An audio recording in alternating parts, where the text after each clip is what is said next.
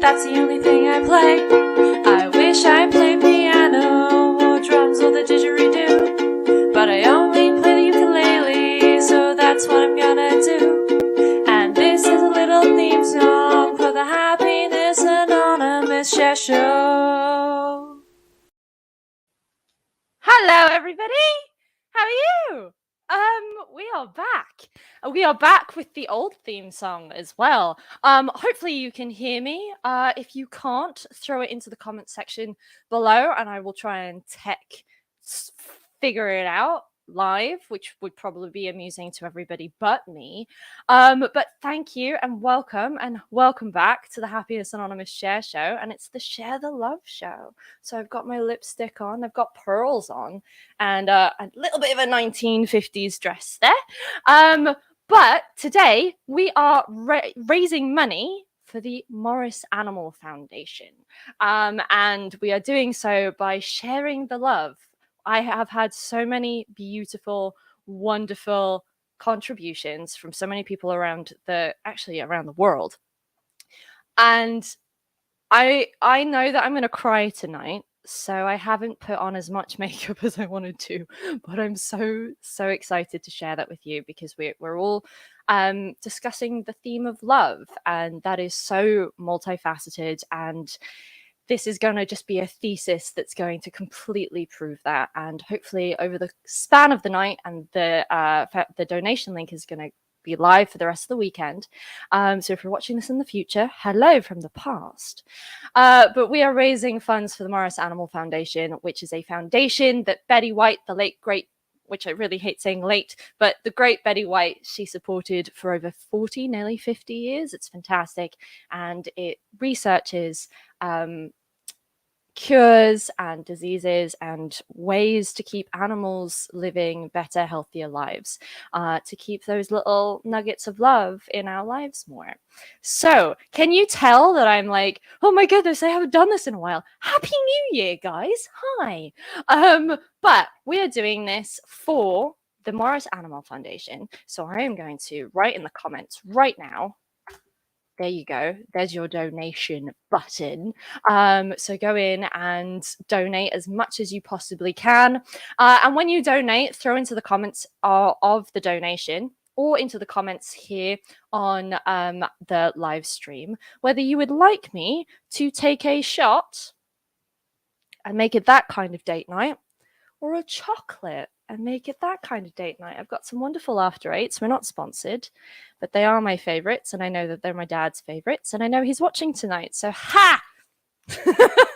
But yes, do go and donate. It's a wonderful cause, but let's get started with the show, shall we?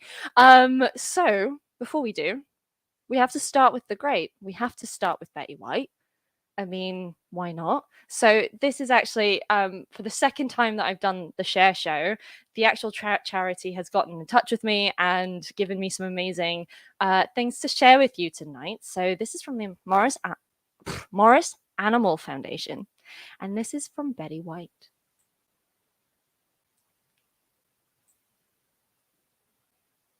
I don't think it'll come as any surprise to you to know that I'm an animal nut. I love them deeply and dearly. And that's why I'm so proud to have been with Morris Animal Foundation since 1971. That's a long time ago. Betty White devoted her life and resources to improving the lives of animals, and Morris Animal Foundation is thankful for her nearly 50 years of service and the significant contributions she made to advancing animal health. She was an unparalleled force in helping us create a brighter world for animals. She was an inspiration and will be greatly missed. Thank you, Betty, for being a powerful voice for animals. If you would like to make a gift in her memory, please visit morrisanimalfoundation.org. There you go, short and sweet. And she was absolutely wonderful. And when she passed away earlier this year, I was in the process of deciding what foundation to support this year, and I can see Dodgy Cam in the reaction is already sitting there going, I'm Oh, asking me for a chocolate. Thank you. Thank you so much. I've got an early start tomorrow. We are on a school night, so shots is probably not the best idea, but you guys can control that entirely. So let's get on with the show so that we can support Betty White and the love of her life, which was the Morris Animal Foundation and animals in general.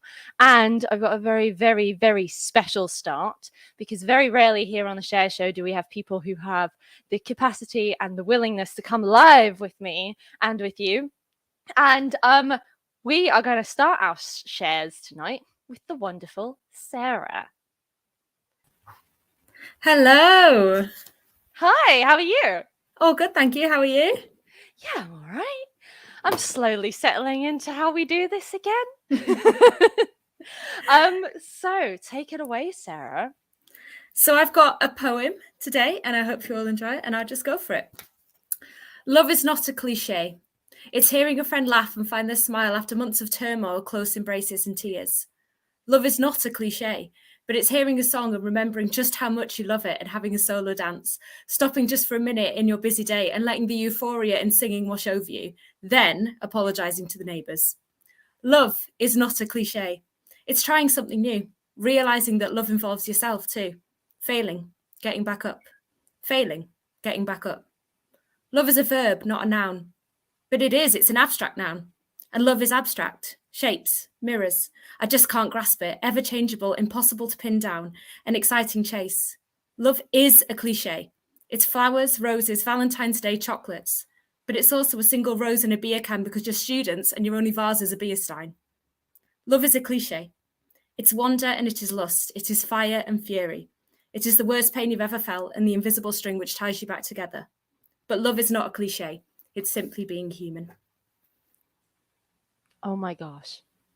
Oh, that's such a wonderful. Okay. As you can probably tell if you're watching, that's the first time I've heard or seen that. Thank you so much. That is. Oh, what a wonderful way to start. Thank you. Thank you very much, Jem. Yeah, and I think just before we went live, Sarah and I were chatting, and I think to start the night off as it should, I'm going to say thank you very much, Sarah. Are you going to join me? I am. Sorry in advance for my facial expression that's about to happen. That's all right. With an espresso cup.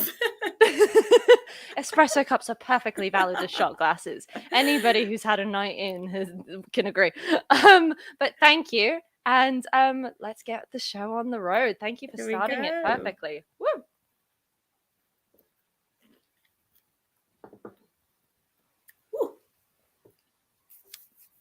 One down. Donations to go. Well, thank you. And I'll see you later and we'll chat later and enjoy the rest of the show. Thank you very much. Have a good show, everyone. Cheers. Bye. Oh, cut her off. Whoops. But we are going to go straight on from that to the wonderful, wonderful contribution that Tom has sent in to us. So where Tom has contributed to us before, and I was super excited to see what he was going to give us because every single time Tom is this incredibly varied and skilled artist. Like, give him any medium and just dude's got it. And Tom wanted to show and share a few of his art pieces. Now I'm going to quickly press the share screen button and give us this. Oh, there it is. And this is what Tom has shared for us today. So I'll do that quickly. Now, this is a wood burnt image of a cat that Tom was making as a gift for a friend. The cat is called Suki, and I absolutely adore how he's captured. If anybody is a cat lover, the eyes are wonderful, and I love the texture. And I just, every single time I do this show, I'm blown away by the artistic skill and the absolute joy of just watching how talented you guys are. Like, look at that. And then Tom also said through, we're going to go into a different medium here, if it allows me. We're going to go on to a glass etching of this beautiful, beautiful cat. And this is what Tom does. Tom is just fantastic. And cats are also my favorite animal ever. I've grown up with a lot of cats. I'm absolutely insane in love with them. And yes, Dodgy Cam, you were right. Suki is awesome. And Smug Cat is smug. Absolutely. Let's go back and look at that. Completely captured the sense of I am God that cats have. But thank you so much, Tom. This is so beautiful, and I'm so excited. And we've got a little bit more of Tom coming later. So yes, Aaron, you're right. Hi, Aaron. Hi, Dodgy Cam. Who else is here in the comments section? We've got names that, unfortunately, I'm so sorry, I can't pronounce that. But hello, and also the Cornish writer. Oh my goodness, somebody didn't do their mouth warming exercises. But hi guys, welcome. And we're going to move straight on to the next one because animals was definitely a theme that came out when I asked people, what about love? And also mentioned that we're doing it for the Morris Animal Foundation. The wonderful, wonderful Ilya turned around and said, you know what? Usually he'd like to contribute a little bit more. But instead, one of the loves of his life, and I will share it with you now, is his brother's cat. Now, this is an old Moggy, and he's in a box. And as somebody who has been with animals throughout their life and seen the end of their lives as well, and just I love old cats. I love old cats, even if they sit and end up being smelly. As I had when I was a kid, I had a cat called Sylvester who was old before his time, and got to be everything that you don't want in a cat, which is sleeps all day and smells. But absolutely loved him, and this image really reminded me of that. But this is the contribution and the share from the wonderful Ilya of his brother's cat. Ilya didn't provide me with a name, but his brother's cat. So thank you so much there, Ilya, for sharing that with us. And it genuinely, I love cats and I love seeing pictures of people's animals. Don't you? Like, I sit and live for other people's animals. Currently, I live in a place where my lease doesn't let me have animals. Hopefully, we'll change that in a little bit. But until then, I live vicariously through everybody else's Instagrams and their pictures of cats. And I've got lots of people who show me and share with me their little animals, which make me so happy. And speaking of animals and sharing animals, we're going to go straight back to... we're going to go straight back when the computer decides to let me to Tom's work, which is this. Now, this is a birthday present that Tom created, and again, it's wood etched, and it is this time of a dog, and with it's amazing. The dog is dressed up. He's called Bear. Who doesn't call a dog Bear? Fantastic. I absolutely adore this. Tom, you're so goddamn talented. Give me some of that. But thank you so much for sharing this. And along the way, Tom actually shared with me a lot of the progress and commented on how he thought he was going to take a couple of days to do it, but finished a lot earlier. And that is a big joy to hear that he's even surprising himself through this kind of work. So thank you so much, Tom. I absolutely love seeing his work. And Tom, you're in the comment section. Hello. Throw down any links, Tom, for anybody who wants to follow you and see some of the other stuff that you're doing.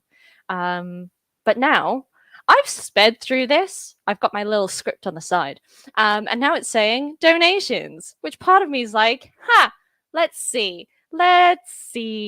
So you have got about 5 minutes, maybe a little bit less, of a video, and this is actually a video from the Morris Animal Foundation. Now, we all know that the last couple of years, maybe days as well, but years have been a little bit difficult. And the Morris Animal Foundation in 2020, at the end of it, so at the beginning of 2021, put together a beautiful video that summarized what they had achieved that year. They haven't managed to do one for the 2021 yet. Apparently, I am a couple of weeks too early for that. But I thought that this video was an amazing way to summarize currently what they are up to and just the enormous impact that this organization has on people. So here you go. This is 2020 year, a year in the run and a year in the review of the Morris Animal Foundation.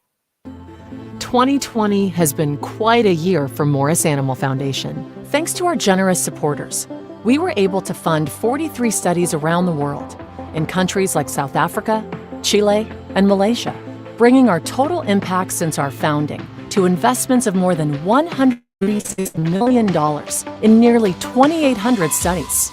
The year started with heartbreak as wildfires devastated Australia, killing more than 1 billion animals.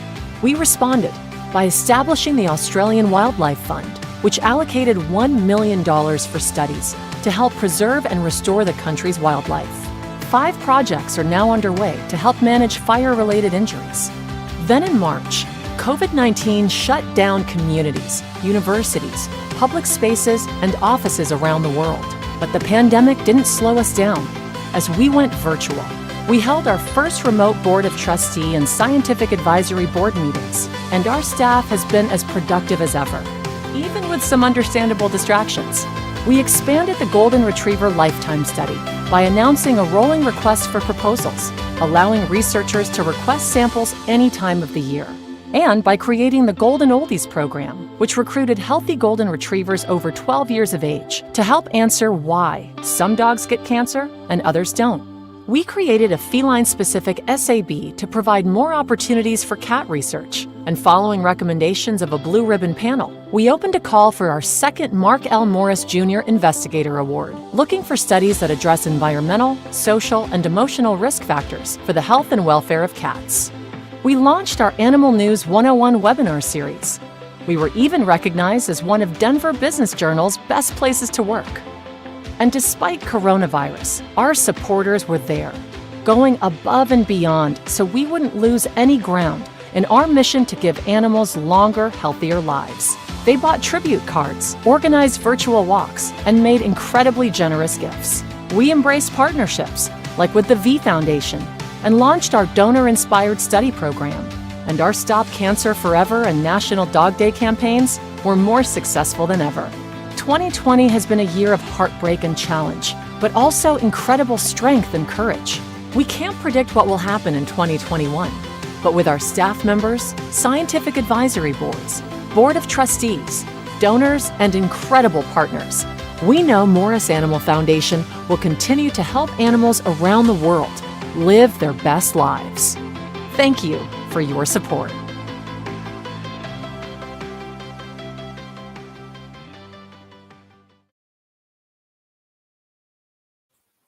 There you go. I mean, that's just a dip in the water. If you go to morrisanimalfoundation.org, you will see the absolute scope. They do have a video that they sent me that summarizes everything that they do and every way that we can contribute and get involved. The thing was 17 minutes long and beautiful, absolutely inspiring. But I don't have that much time on the show. So we went with this one just as in place, just as a little bit of a taster and a teaser. But we're going to get to the fun part of this part of the show, which is donations. So I've got over in the other tab. We're going to hit enter. We're going to hit refresh. Okay. We have raised so far, and this is just in the first 19 minutes of the show, $65. Thank you so much.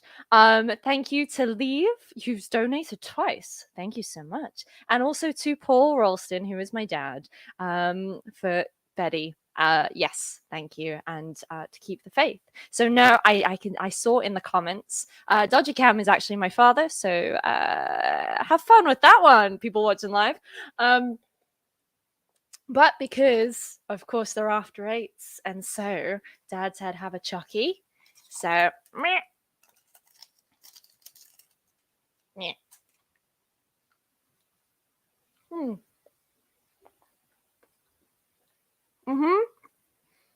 Anyone playing along at home, have yourself a chocolate. You deserve it, frankly. Totally didn't think through the mastication. And I apologize to anybody who suffers from the something phobia. Sounds.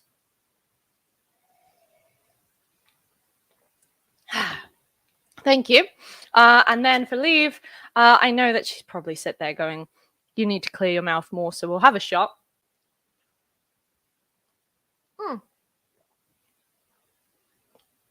One way to burn chocolate and sugar out your mouth is with alcohol. Yay! Thank you guys so much. I put a target of $100, and you guys have just smashed through 50% of that. That's 65% of that. Easy maths. I have a drama degree, but we're going to crack on straight on with the show with something that's actually genuinely really quite impressive, and I'll tell you why after. Our next share is from the wonderful, the glorious Hayden. Hayden I have known for quite a long time, and every single time I see what Hayden does with his poetry, I am absolutely astonished, and this time is entirely not an exception. So this is the share from Hayden on the thought of love. If I could write a poem or two, then every poem would be for you. Whether it's about our first kiss at Costa, or swimming in the seas down in Daytona. Whether it's about our wedding day, seeing you smile is what makes the poetry that way. For if I could write a poem or two, then every poem would be for you.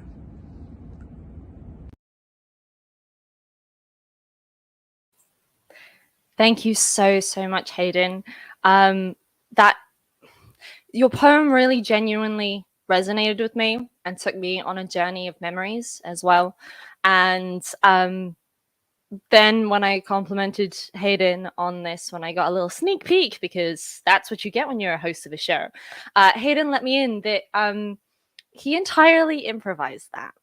And I'm in utter awe.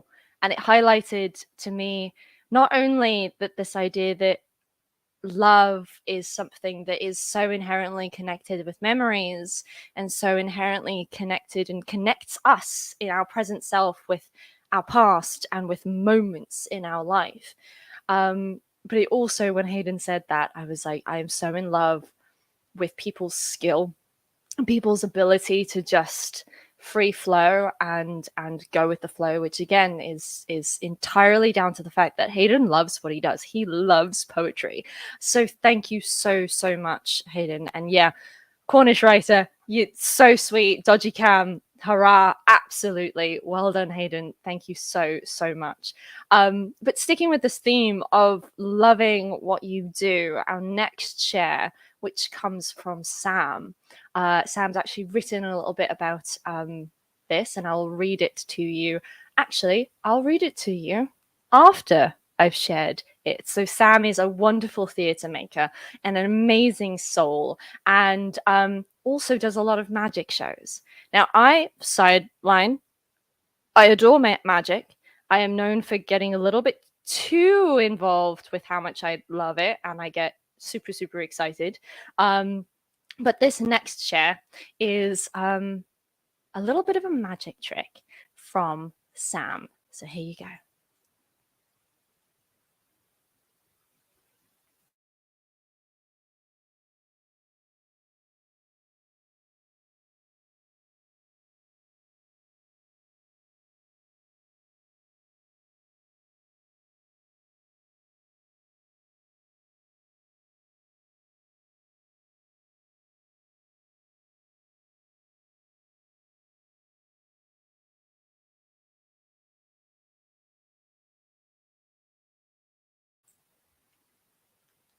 He made the coin do a thing and then do another thing. And every time I see Sam, he gets better. And it's just like, okay, you are the chosen boy. How come you are Harry Potter? Oh, goodness. But as Sam writes, I'm going to calm down by reading what Sam wrote about this video. He says, my earliest memory of magic was receiving a magic kit. I was about 8 years old, and it was a birthday present, which I completely forgot to open. It had been collecting dust. I blew the dust off the box, opened it up, and learned how to perform the tricks with coins and cards inside. That moment was when my love of magic began. I have always been passionate about different pastimes.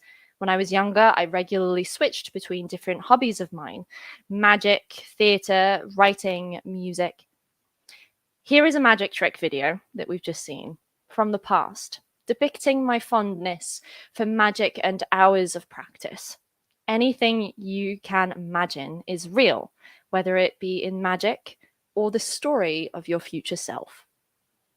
I think that totally sums up the joy that I think any of us who have hobbies that we love and things that we really, really enjoy. I think Sam nails it. And especially if you really love it, you end up just putting in hours of time and becoming an expert. And that is certainly proven by Sam. And yes, Dodgy Cam, black and white, knew you'd like that one for some moody magic. And yeah, Tom, if we can gang up, you and I, on Sam and get him to tell us how he does that, then I think we can make a date of that. Yeah. Just forewarning you, Sam. But on that idea of loving what you do, I'm going to move straight on to, and now get yourself a little bit comfortable, because the next share is from my father. And just as I am verbose, I learnt that from somewhere, which is my father. And this is a wonderful, wonderful reading of him pushing himself, putting more hours into the things that he loves. But I'm not going to tell any more, because he kind of sums it up in far more of a beautiful way than I do, because I love words, but my father really does master them. And I can't say don't tell him that I said that, because he's currently watching. Hi, Dad. So here we are again, back by unpopular and unashamedly self-indulgent demand. As I mentioned previously on the channel, I've been writing for the last 2 months an awful lot. And I've always felt that writing was 90% hard work and practice, and maybe, if you're lucky, 10% talent. I certainly have a very, very small portion of talent, but I have a lot of muscle memory, a lot of bulk from many, many reps in the gymnasium of my mind, if you like. I'm not even particularly good at the language of the gym, as you can probably tell. I've been writing a lot, so find myself writing possibly as well as I've ever written. Certainly the projects that I'm working on are allowing that. The German project has been a project that I've been able to take very strong, firm ownership over. The new 13-part series is one where the producers have entrusted me with the job and allowed me to apply my particular taste to it.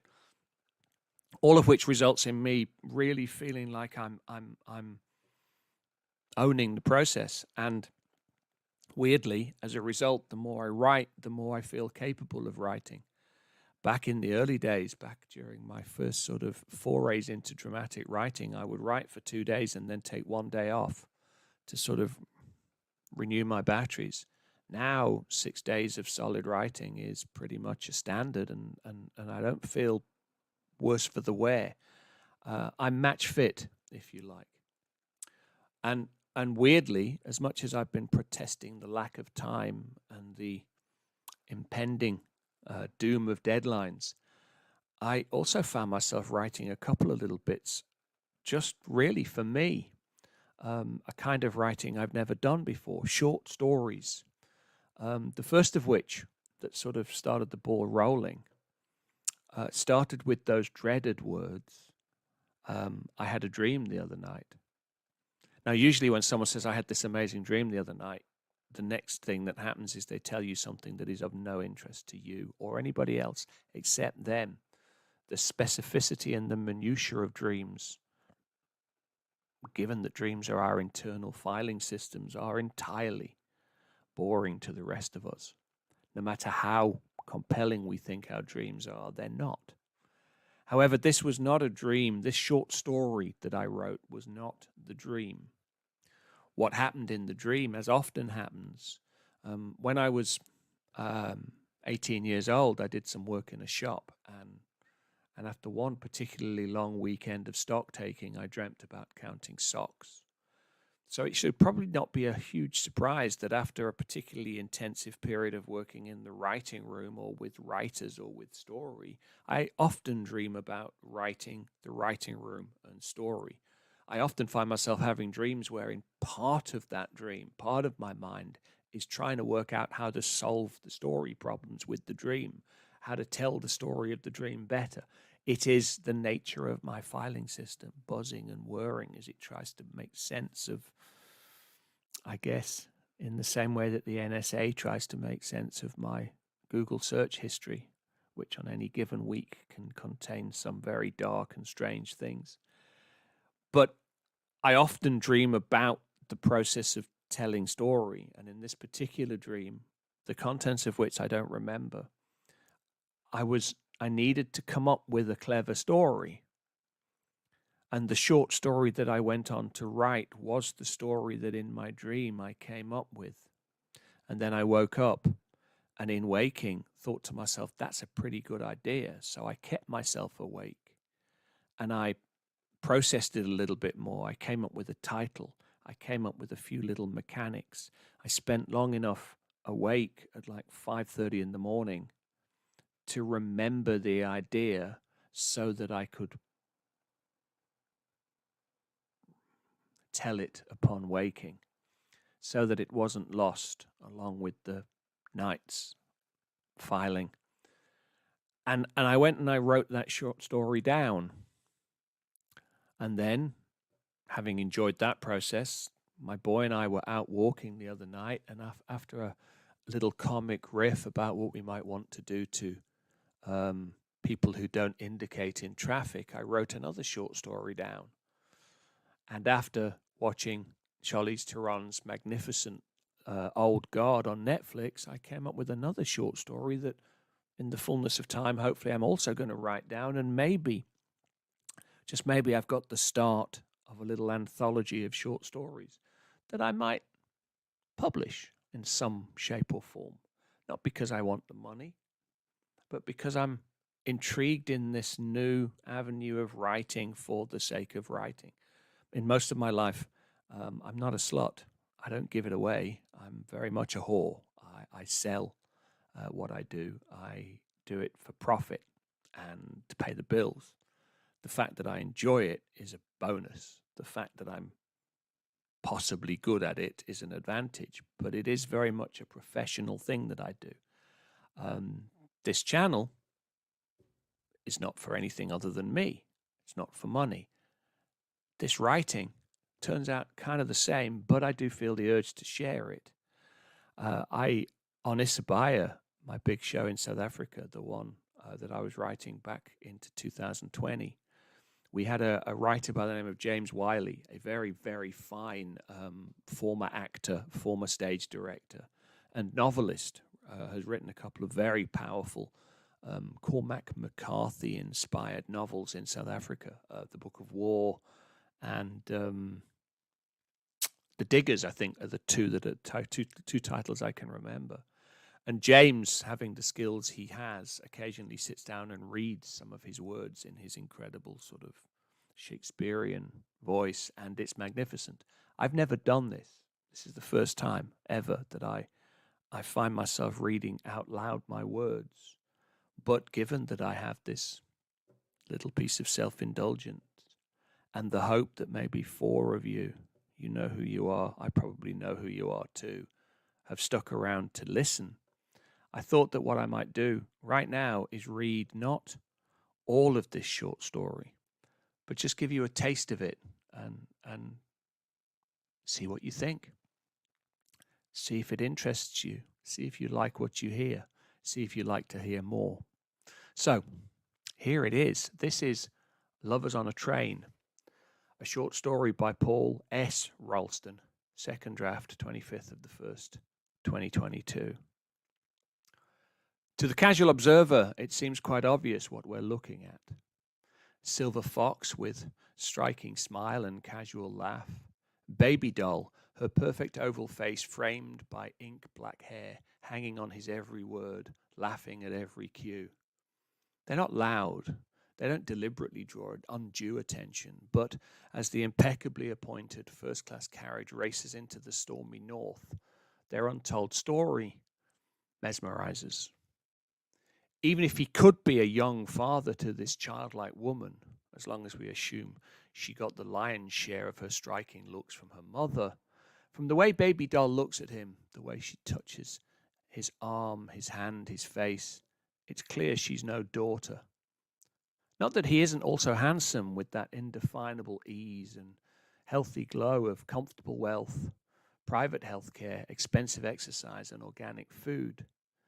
But Silver Fox has no ring on his finger, nor the telltale pale indentation where one might recently have been removed. And while he's less demonstrative and more restrained, his is also not a father's touch, nor a husband. There's a hesitancy when he touches the almost doll-like woman, a caution, the newness that comes from unfamiliar controls and uncertain handling.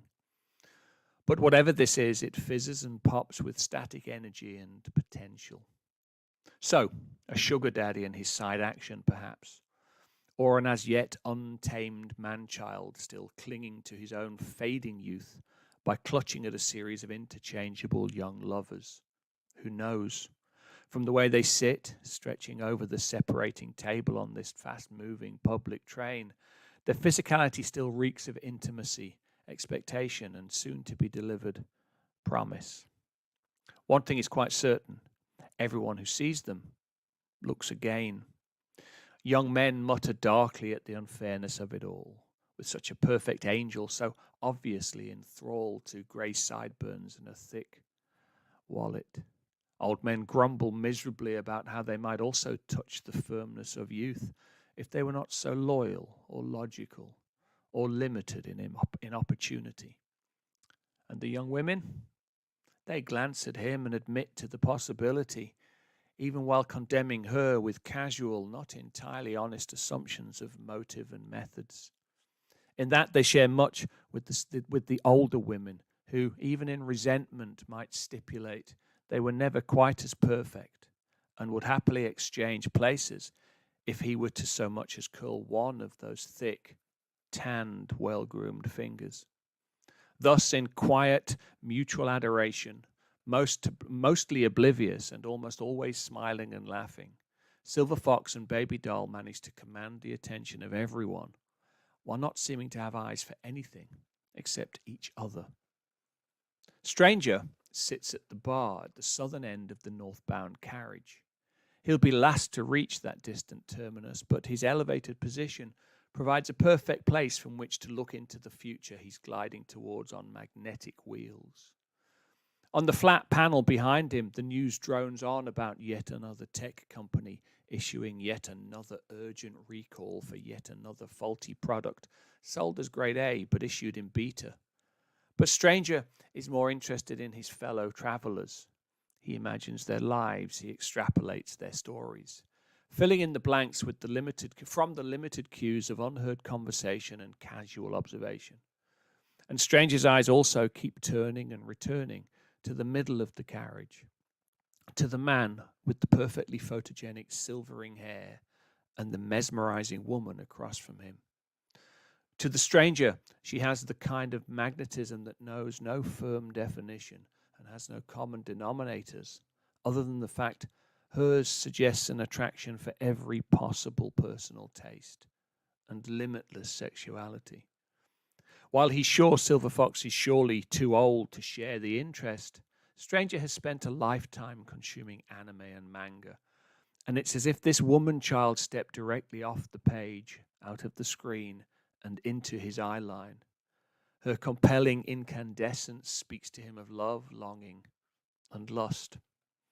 Like everyone else in the carriage, Stranger struggles to look away, and when he does, his betraying eyes drift quickly back. If Baby Doll were to look around, become aware of these involuntary stares, the long-distance lust might be a problem. Happily, whatever physical perfection she might possess, whatever bright, burning internal force makes her flesh glow that way, she seems to entirely lack that primal instinct, the sixth sense that allows prey to feel the eyes of the predator and take flight. Maybe her radar is overwhelmed because there's never a time when she's not the object of every eye. Or maybe she doesn't have that prey instinct because she's the predator, with nothing to fear from the physical imperfection of the lesser eyes that surround her.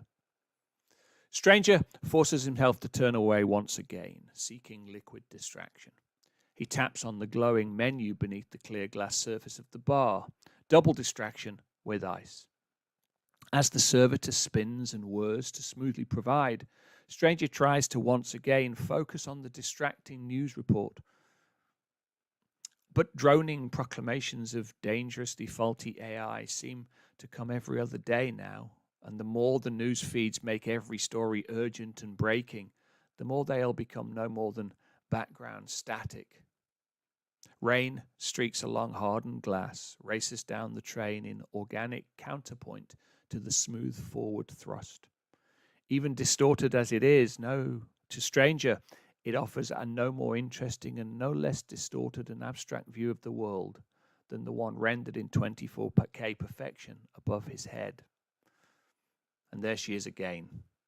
The musical laugh, the flicked hair reflected in expensive bottles. Baby doll laughs and reaches for Silver Fox's hand. She keeps hold for as long as possible, extending the moment of physical connection for as long as possible before his unfaithful feet carry him away from her, down the center of the racing carriage, towards the bar and the stranger sitting at it, watching the world go by. That's the start of my short story, read imperfectly because I am, if nothing else, imperfect. I hope you like it. Let me know.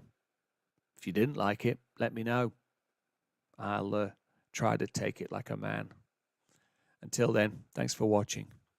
Keep the faith. And there you go. I don't know about you guys, but I thoroughly enjoyed that. I've been sitting and chilling and relaxing with somebody else talking, which is fantastic. And also really enjoying your comments, guys. Aaron, you are just sitting there saying you've got loads happening. Dad, you have too. But I have to say, as much as Aaron's talking in the comment section about releasing books, I do think that I have read the end of that story, and it is utterly enthralling and so wonderful to see my dad flexing his skills. Writing is a love that my dad and I both share. He will be the first, as well as I will be the first, will contend to be the first person to tell anybody that when I was younger, the two of us, at heads all the time, two very strong, stubborn, opinionated, verbally verbose people living under the same household. You can only imagine. But the one thing that really brings us together, and that we have an absolute, not just a shared love, but a shared absolute passion for, is writing and story. I loved it as a kid, and I kept writing, and then my dad noticed that I was writing an awful lot, and my dad gave me my first proper step up into story and writing, put me in a position to be incredibly academically and practically aware of it. And I started and primarily write in prose, in short stories, in long stories, and my dad in scripting. And I'm so very happy to see him step over into my world a little bit and enjoy that. And he is saying in the comment section, as well as at the beginning of that video, that there are a few shows going into production that he's written. And very recently, he has also borne me the honor to be a part of those shows as a writer, at least in some small ways as well, which has been an absolute time and a few months that I have absolutely adored. And that's kind of my contribution for the show, is that I have been in absolute awe and love of writing and stories, and my father has given that to me. And we've recently been doing a lot of writing together, which is wonderful.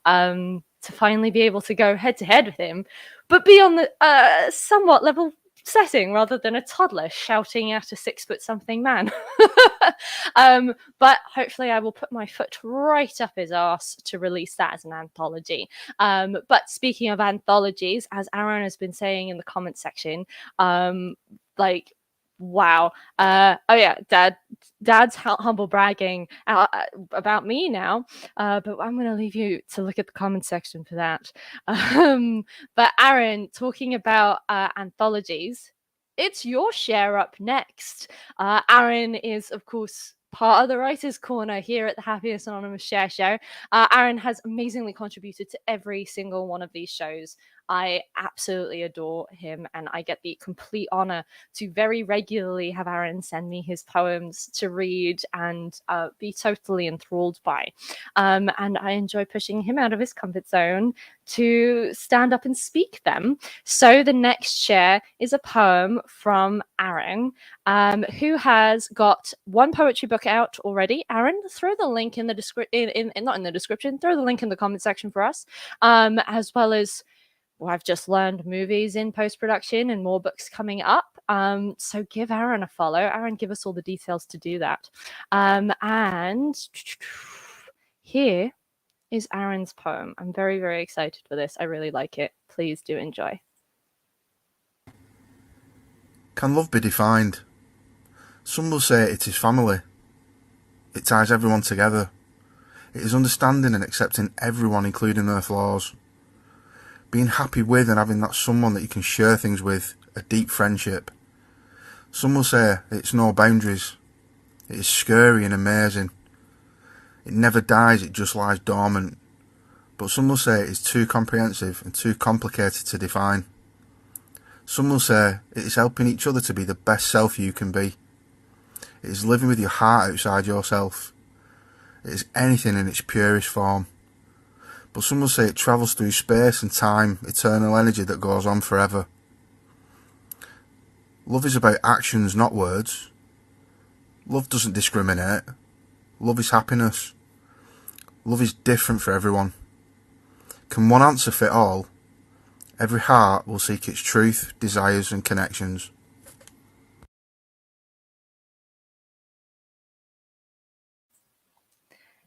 Isn't that lovely? Thank you, Aaron. You brought us from the detour into loving hobbies back to this concept in general of love. And I do thoroughly enjoy seeing your poems in the format that you've presented there, where it's not just reading it, it's actually finding graphics and putting some content out, which is a lover of content. There is genuinely a joke between me and my friends that I love everything, and I wish it was just a bit that I was running for my whole life, but I do genuinely love it. And content, especially content like this, Aaron, I love it. Like, amazing. Thank you so much. And also thank you for turning around and saying, you know what, Jem, I will read out my poem, but I'm not going to do it in a way that you expect, and really subverting that. So hello, Rion. How you doing? Don't worry. Unfortunately, you have missed my father's. I know, Rion, you're a friend of my dad. You've missed my dad's contribution, but you can scroll back and then ridicule him out of love later. But now we are at a time to check in on the donations. So we are going to go in and should I do a check-in now? Actually, no, I'll give you a couple more minutes to get your donations in right now whilst I show you a little bit more about the Morris Animal Foundation. So I said earlier that the Morris Animal Foundation does it a lot. It really, really does. And it is a foundation that holds lots of different projects and lots of different bits of information that is just absolutely mind-boggling how much this foundation does. And I want to share with you, I'm just going to share my screen right now so that you can see what I'm seeing. Which is this, right? This is on the Morris Animal Foundation website. You can see up here, I've highlighted it. But this, I was looking this week at all of the things that they do, and they actually do a load of podcasts. And I was like, wow, okay, not only are you doing amazing work, but you're also pumping out content, which is just, I know how hard that is. Anybody who does it knows how hard that is. But I was looking at these podcasts, and I was like, you know what? I actually really want to share this because we've seen videos that see what the Morris Animal Foundation does and all of the work that they do for every kind of animal. They do things for dogs and for cats and for horses, but they also have the Betty Wild Wildlife Fund, which is all about giraffes and the wildlife within Africa and across the world.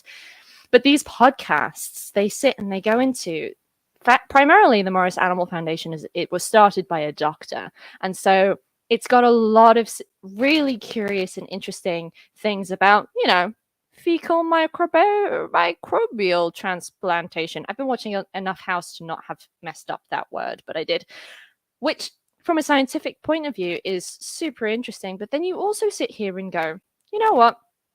We're going to give you a load of information about forest elephants. And one of the things I love doing, I really was not messing around when I said that I love doing a lot of things, is I love animal fact sheets. It's something that's stuck with me since I was a child.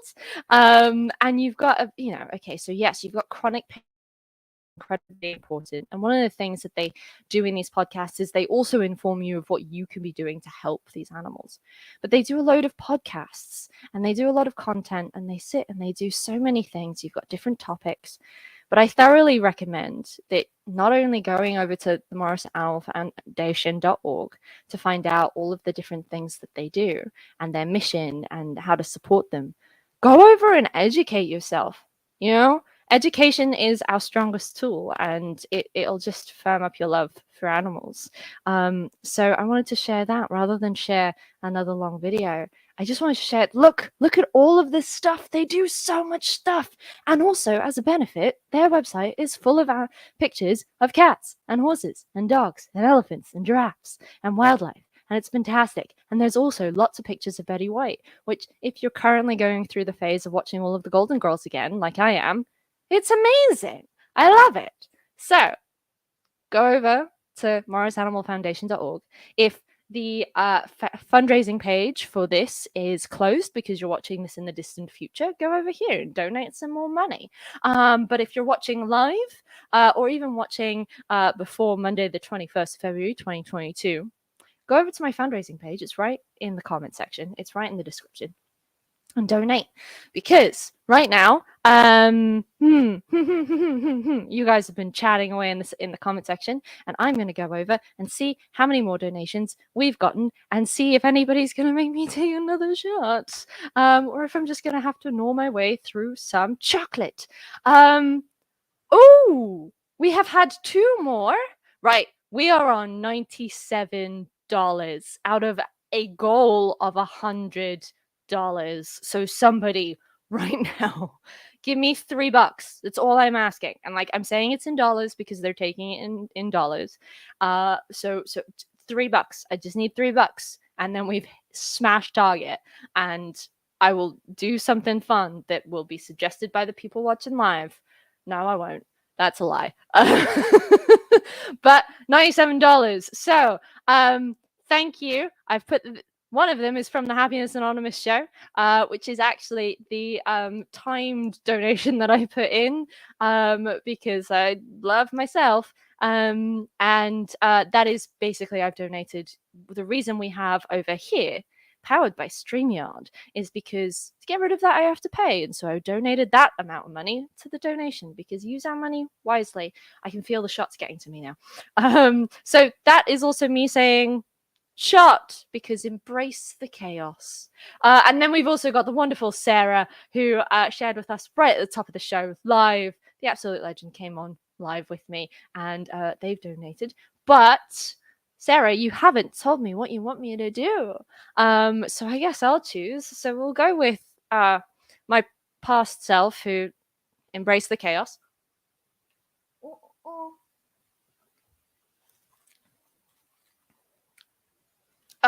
Any first person in the comment section, put either shot or chalk, because I will do that. Then, anyone, we've got quite a few people watching tonight. Hoy vey.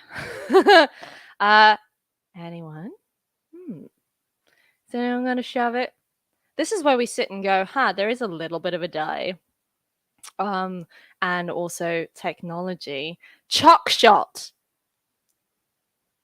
I don't know how to do that, Dad. I mean, typical. I'm going to do half a shot and half a chocolate. There you go, half a chocolate. Hold on.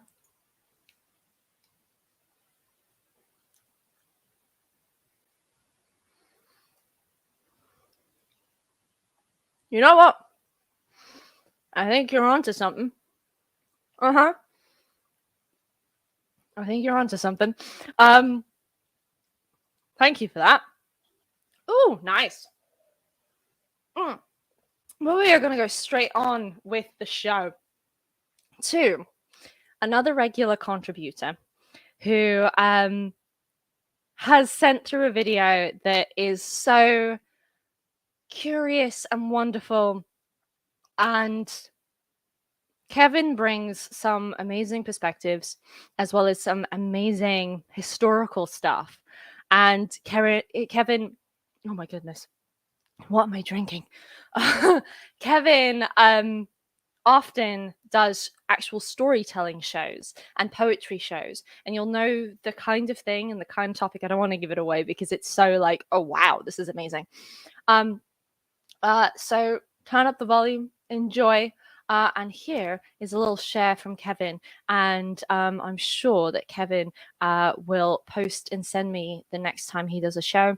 And I will sit and share it with everybody because I've seen Kevin's shows and they're just amazing. They're absolutely fascinating. And now you'll see why. Here is the share on love from Kevin.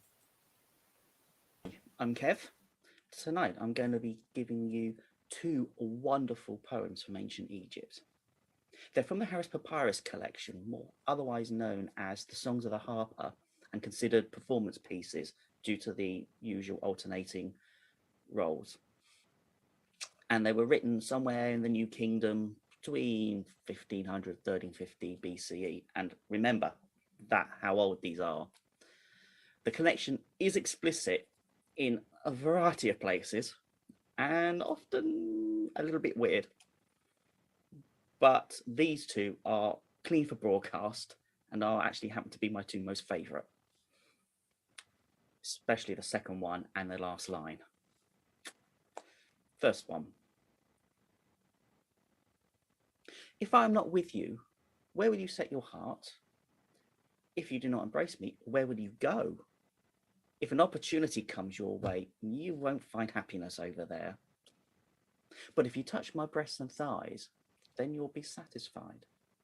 Because you remember you're hungry, would you leave me? Are you a man thinking only of his stomach? Would you also walk away from me, more concerned with your stylish clothes, leaving me with rags? Take then my breast, for its gift overflows. And remember this. Better indeed is one day with me in your arms than anywhere else on earth. That's punchy, that, isn't it? Still make me laugh. Men haven't changed.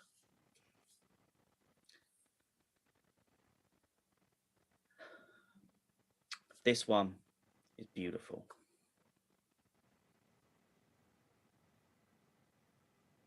My God, my lover, it isn't pleasant to go to the canal and to bathe in your presence. I shall let you see my perfection in a garment of royal linen, wet and clinging. Then I'll go into the water and come out with a red fish, happy in my hands. So come, lover, come and look me over. My love, she lies on yonder side of the canal. Between is a crocodile, it waits on the bank. Yet I will go down to the water. I'll head into those waves. My heart is brave on the water, and the waves will be like land to my legs. I embrace her. Her arms open wide. I am like a man in paradise, like someone overwhelmed with drugs. her lips open. I kiss her, and I am drunk without beer. Beautiful.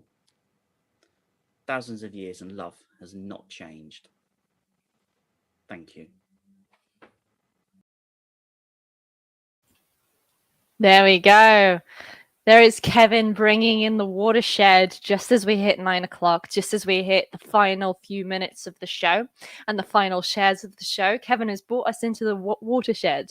And as I look at the comments and see who is in the comments and know that a lot of you guys are my friends, I'm kind of scared that I've just run out of water and all I now have to drink is alcohol. Because I love you, but you also love watching me do stupid things on the internet.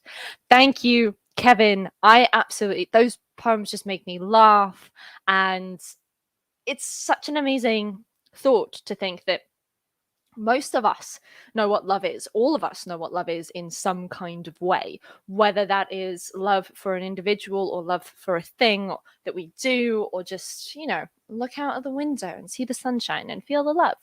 And that feeling, almost singularly in a way, it is unchanged. The other day I learned that sharks are older than trees. They've been on this planet longer than trees. And I think love can contest that as well.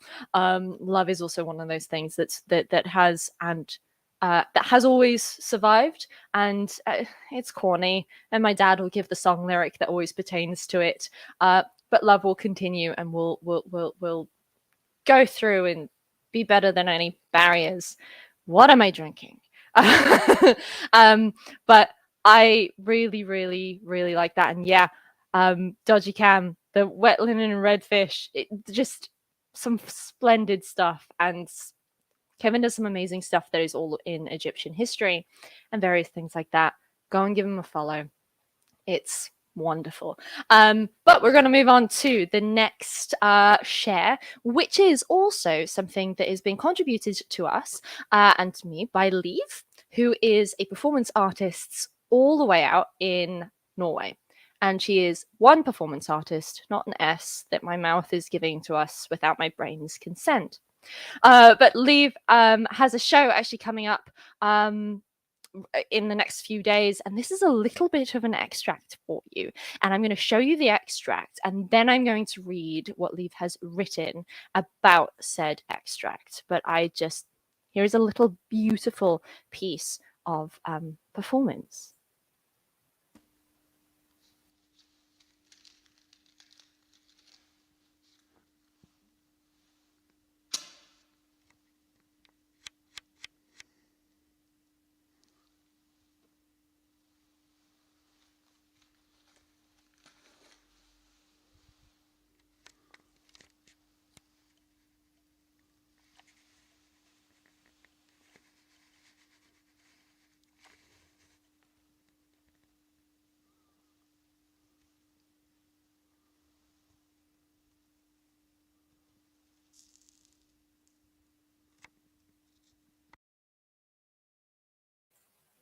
It's tiny.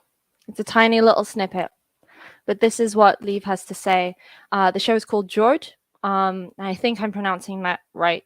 And it's a Norwegian show playing in the next couple of days.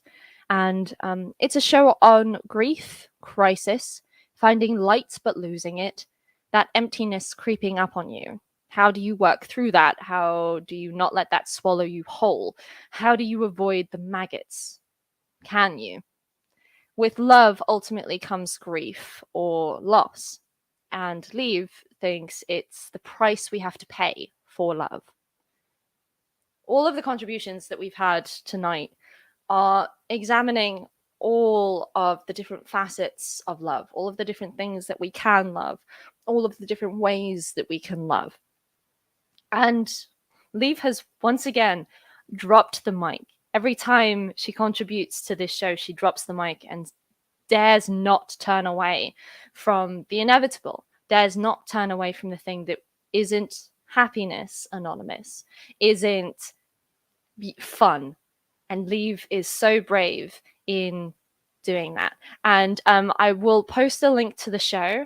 I am trying desperately to convince her to film it so that we can see it or live stream it, because we like digital art here and we like digital stuff. But I'm genuinely, I trained with Liv and mainly trained under her, despite the fact we were doing the same degree at the same time.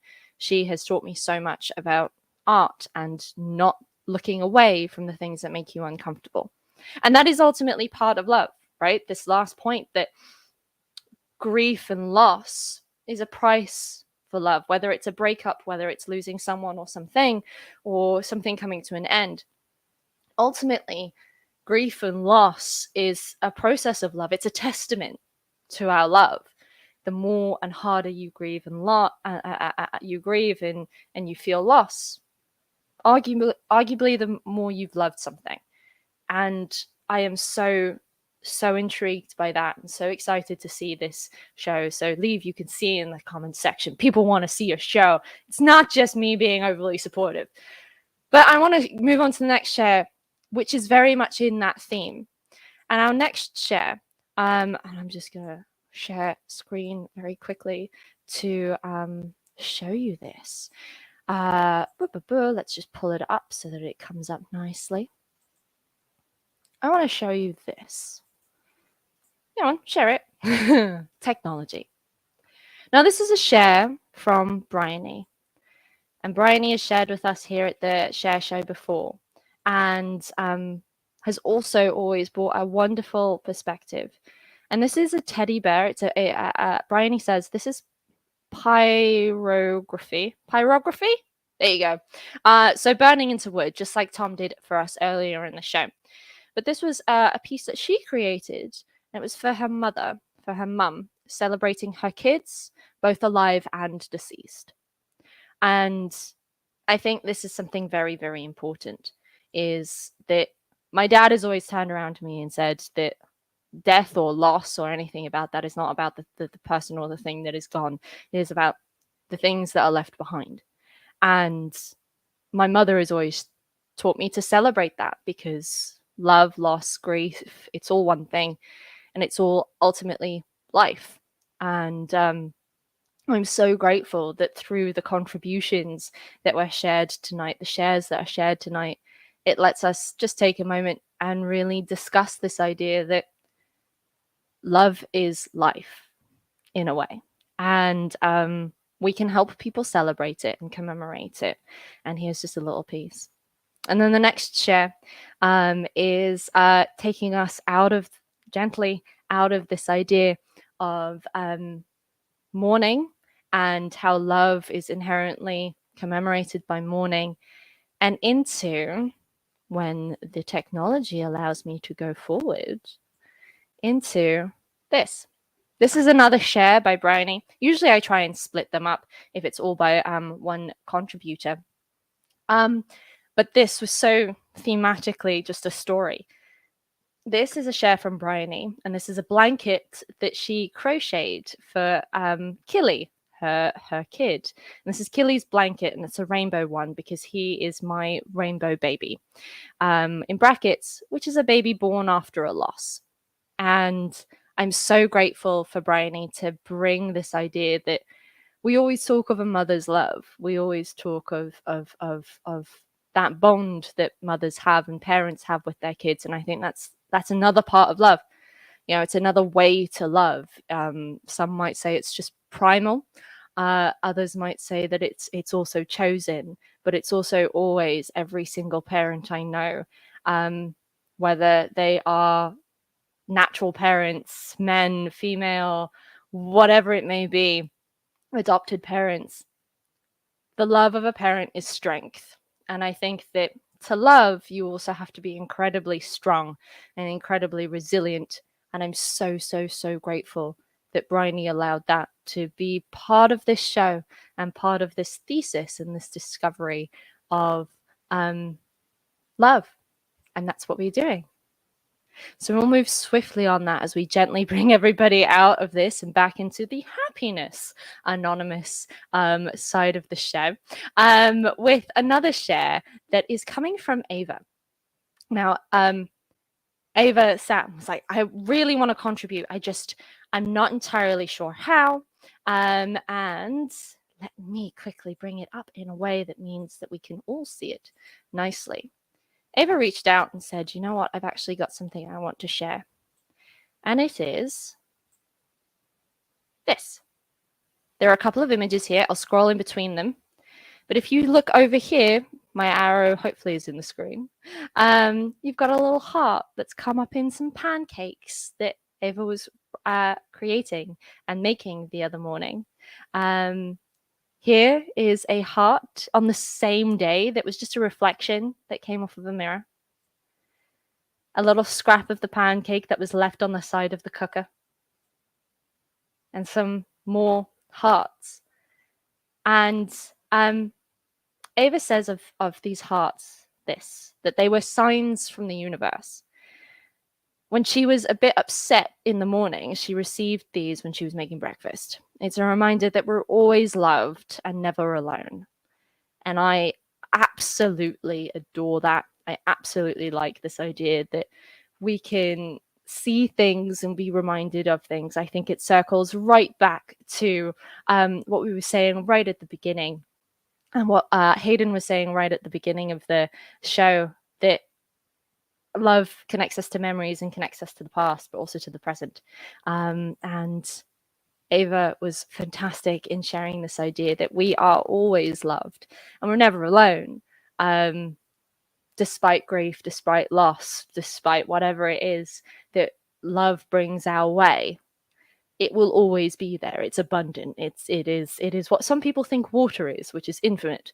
But speaking of water, let's do one last donation check to see if we've got any more. If somebody has gone and given me that $3, I just want the $3, right? No, nobody's given the $3. Damn it. That's all right. We've got the rest of the weekend. But thank you guys so much. $97 is an amazing amount, and I'm sure that we'll keep growing that. And we've got one final share. In and amongst all of the shares that we've given tonight, even amongst all of the shares that were given to me as ideas and thoughts in the conversations that I've had all around this idea of love, that I'm so, so grateful for. And I'm so, so grateful that we've just had lots of fun in the comment section tonight. I'm going to throw one last thing straight into the comment section, which is, if anybody usually joins in and watches the share show, you may have spied that there's been a little bit of a missing thing.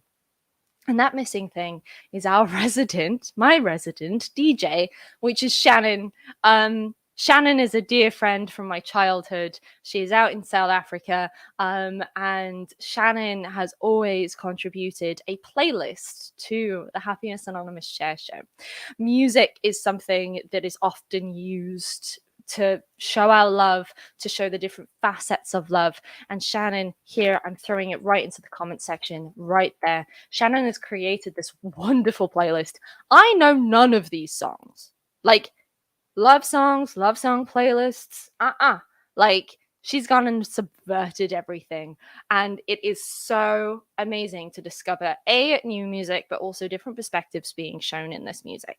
And I'm pretty sure that Dodgy Cam Reacts, can go in and tell you how many songs there are that are all about love.